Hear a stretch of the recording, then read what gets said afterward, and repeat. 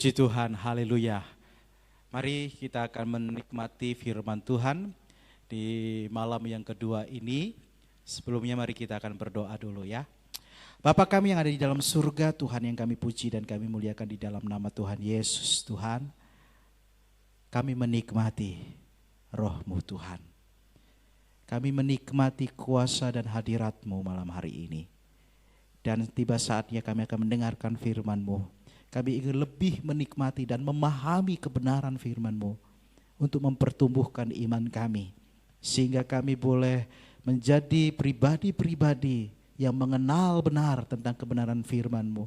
Dan Engkau utus kami untuk menjadi saluran berkat bagi sesama kami dimanapun kami berada. Kami percaya malam hari ini kami akan mendengar firman Tuhan dan Roh Kudus yang mengurapi kami. Hanya di dalam nama Tuhan Yesus kami siap untuk mendengarkan firman-Mu. Haleluya, amin. Puji Tuhan saudara. Ya, saya sudah menjelaskan tentang Roh Kudus di bagian yang pertama. Ini yang bagian yang kedua dengan tema kuasa Roh Kudus. Saudara, Roh Kudus itu memiliki kuasa, ya, yaitu karunia Roh Kudus. Dan bagaimana cara kita sehingga kuasa Roh Kudus mengalirkan kuasa Roh Kudus itu. Ya, mari kita akan memahami tentang kuasa Roh Kudus, saudara. Ya, di dalam Efesus yang pertama, Efesus pasal 1, saudara, baca ayat yang 13 sampai ayat yang ke-14. Efesus pasal 1 ayat 13 sampai 14, firman Tuhan berkata demikian. Di dalam Dia kamu juga, karena kamu telah mendengar firman kebenaran, yaitu Injil keselamatanmu. Di dalam Dia kamu juga ketika kamu percaya dimeteraikan dengan Roh Kudus yang dijanjikannya itu. Dan Roh Kudus itu adalah jaminan bagian kita sampai kita memperoleh seluruhnya, yaitu penebusan yang menjadikan kita milik Allah untuk memuji kemuliaannya. Haleluya. Saudara, kuasa Roh Kudus. Yang pertama, percaya bahwa Roh Kudus itu telah ada di hati kita. Amin. Kita harus percaya bahwa Roh Kudus itu telah ada di hati kita. Kenapa saya berkata demikian? Benar, dikatakan jelas saudara, sejak menerima Yesus.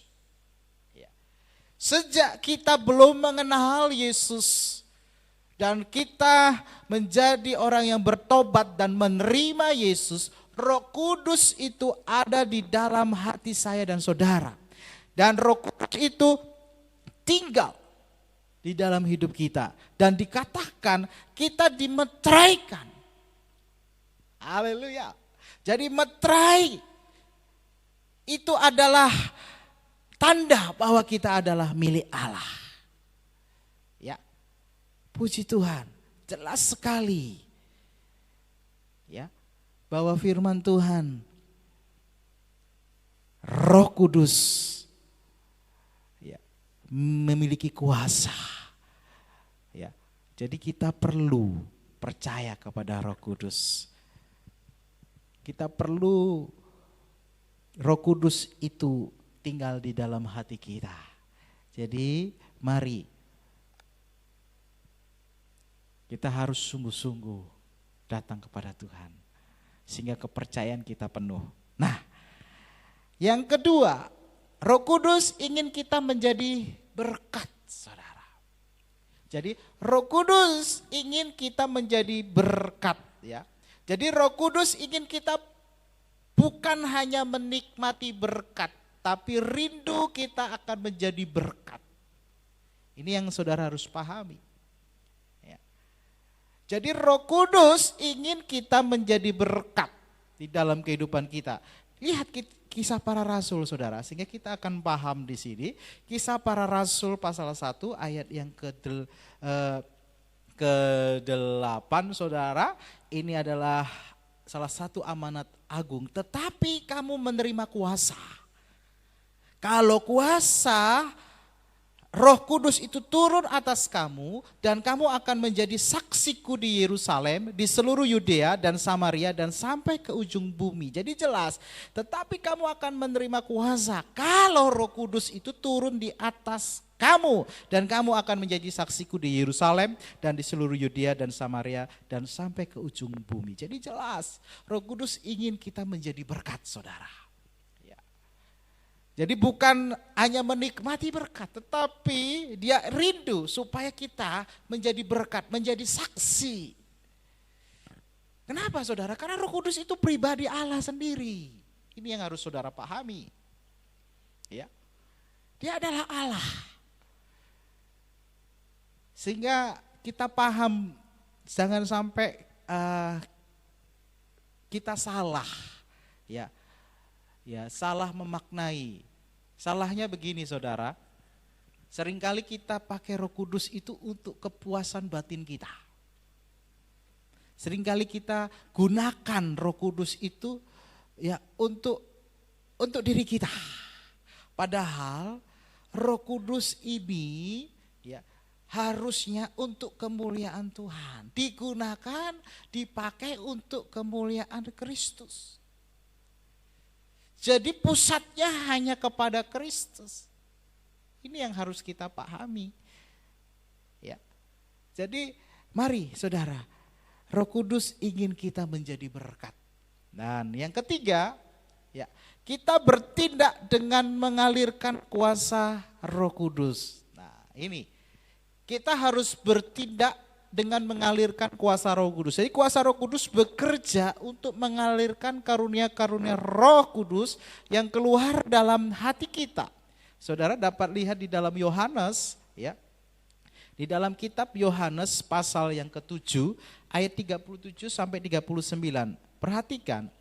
Yohanes pasal 7 ayat 37 sampai 39. Dan pada hari terakhir yaitu pada puncak perayaan itu, Yesus berdiri dan berseru, barang siapa haus, baiklah ia datang kepadaku dan minum. Barang siapa percaya kepadaku seperti yang dikatakan oleh kitab suci, dari dalam hatinya akan mengalir aliran-aliran air hidup. Yang dimaksud ialah roh yang akan diterima oleh mereka yang percaya kepadanya, sebab roh itu belum datang karena Yesus belum dimuliakan. Jadi saudara kasih Tuhan, Roh Kudus itu diberikan kepada Tuhan supaya Roh Kudus itu bekerja dengan mengalirkan karunia-karunia roh. Ya, karunia-karunia Roh Kudus keluar dalam diri kita. Jelas sekali. Yang percaya, ya, di dalam hatinya akan mengalir aliran air hidup, ya. Yang dimaksud itu Roh Kudus. Jadi kita bertindak dengan mengalirkan kuasa Roh Kudus, ya, yaitu mengalirkan karunia-karunia Roh Kudus. Saudara yang dikasih Tuhan, itulah kuasa Roh Kudus, ya. Dan kita tahu bahwa kuasa Roh Kudus itu harus kita alirkan.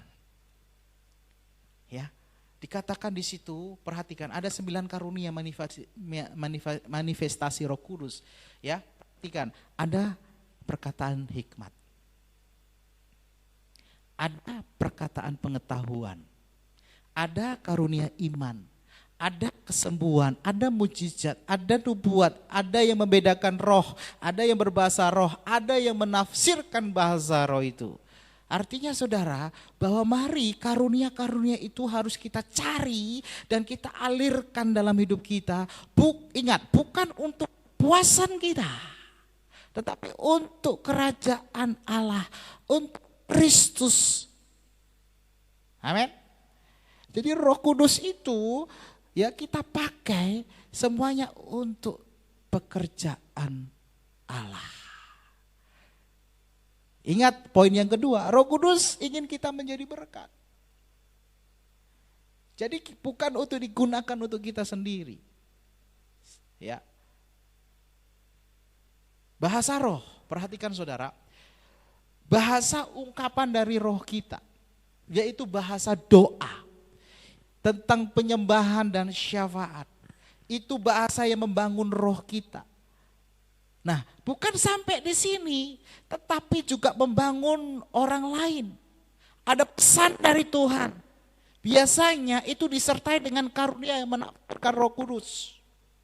Ya. Mari, saudara, kita minta karunia itu. Ya, karunia itu. Nah, saudara, benarlah ini adalah yang harus kita miliki dalam kehidupan kita. Kita butuh Roh Kudus dalam hidup kita.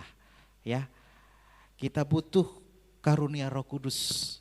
Karena jelas sekali, barang siapa yang percaya kepadaku, dikatakan kita sudah percaya kepada Tuhan. Saat kita percaya, sejak kita menerima Yesus, Roh Kudus itu sudah ada dalam hati kita. Sebagai meterai bahwa kita adalah milik Allah. Nah, barang siapa yang percaya kepadaku, ya saya baca dalam Yohanes pasal 7 ayat 38. Seperti yang dikatakan oleh kitab suci, dari dalam dirinya, dalam hatinya akan mengalir aliran air hidup. Akan mengalir aliran air hidup. Aliran air hidup inilah yang bisa kita menjadi berkat, menjadi saksi banyak orang. Jadi kita membutuhkan aliran itu, kuasa Roh Kudus. Kuasa Roh Kudus itu bekerja, saudara. Mengalirkan kuasa karunia-karunia Roh Kudus dalam hidup kita. Saya sudah jelaskan 9 manifestasi Roh Kudus tadi. Mari cari karunia Roh Kudus itu. Tetapi saudara, ada penghalang karunia Roh Kudus. Apa itu penghalangnya? Yaitu kepahitan. Yaitu penyembahan berhala. Yaitu ketakutan. Takut apa? Takut sesat, takut salah, dan ketidakpercayaan. Ini adalah penghalang-penghalang akan karunia Roh Kudus. Saya katakan saudara, bukankah Tuhan Yesus, ya, Dia sudah mengalahkan semua itu. Dia sudah mati di kayu salib. Bahkan Dia turun dari surga sampai Dia turun Dia ada di kubur, tempat yang paling bawah di bumi. Dia sudah mengalahkan semua. Dia sudah menang. Dan Dia sudah naik ke surga. Ya. Dia sudah naik ke surga. Dia sudah bawa tawanan-tawanan itu. Dan Dia juga memberikan pemberian-pemberian. Salah satunya adalah Roh Kudus ini. Kuasa Roh Kudus ini. Mari saudara kasih Tuhan.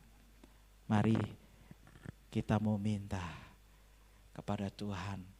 Supaya kita mengalirkan aliran-aliran yang hidup itu. Ya, di dalam hati kita. Karunia-karunia roh, minta kepada Tuhan. Apa yang menjadi karunia roh yang ada dalam hidupmu. Sehingga bisa menjadi berkat.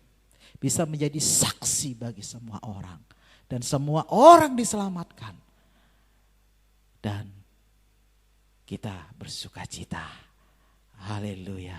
Puji Tuhan. Mari saudara, kita mau datang kepada Tuhan. Undang kuasa Roh Kudus masuk dalam hati kita. Menjamah kita. Dipakai oleh Tuhan untuk menjadi saksinya Allah. Haleluya, haleluya. Kita mau berdoa. Bapa kami yang ada di dalam surga, Tuhan. Kami percaya akan kuasa Roh Kudus-Mu. Kami percaya Roh Kudus itu sudah ada dalam hati kami, Tuhan. Sudah ada di dalam hati kami, sehingga kami menjadi milik Tuhan. Kami sudah dimeteraikan. Tuhan ingin bahwa, oh Tuhan, kami harus menjadi saksi, menjadi berkat. Oleh karena itu Tuhan, kami membutuhkan Roh Kudus-Mu. Aliran-aliran kuasa Roh Kudus-Mu. Roh Kudus bekerja, mengaliri hidup kami. Mengalirkan karunia-karunia Roh Kudus. Tuhan, pakai kami. Berikan karunia-karunia dalam hidup kami. Apa yang harus kami kerjakan untuk bisa memberkati. Bisa menjadi saksi. Kalau ada penghalang-penghalang Tuhan. Hari ini kami mau patahkan di dalam nama Tuhan Yesus. Kami percaya. Segala penghalang-penghalang itu, baik itu kepahitan, penyembahan berhala, ketakutan, ketidakpercayaan, dan segala penghalang. Oh Tuhan, sehingga kami tidak mendapatkan karunia Roh Kudus, kami hancurkan di dalam nama Yesus. Kami sudah menang. Segala ikatan itu sudah terlepas. Tuhan, karena kuasa-Mu bekerja dalam hidup kami. Terpujilah nama-Mu Tuhan. Dalam nama Tuhan Yesus Kristus kami ucap syukur. Haleluya. Amin.